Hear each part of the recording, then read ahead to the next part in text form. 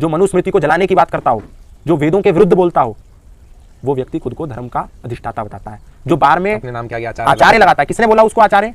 किसने दी उसको आचार्य की उपमा?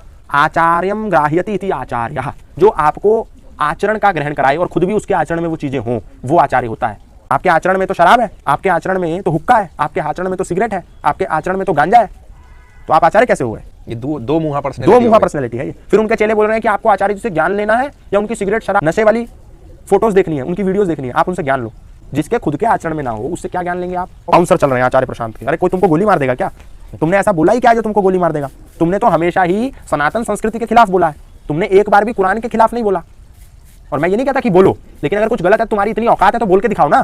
तुम्हारी औकात है जीसस के विरुद्ध बोलने की, तुम्हारी औकात है आचार्य प्रशांत मोहम्मद के विरुद्ध कोई टिप्पणी करने की, तुम्हारी औकात नहीं है।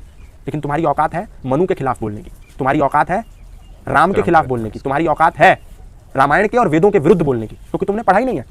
तुम आचार्य बन गए हो, वीडियोस को ऐड लगा लगा के, पैसा लगा लगा के बूस्ट करके तुम यहाँ तक पहुंच गए हो।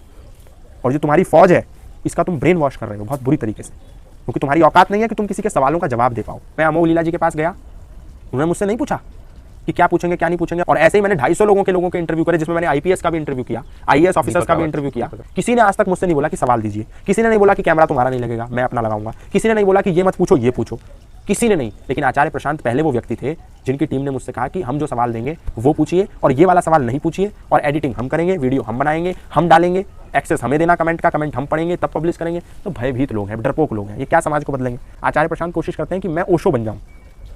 ओशो नहीं बन पाओगे। ओशो के जैसी निर्भीकता कहां से लाओगे?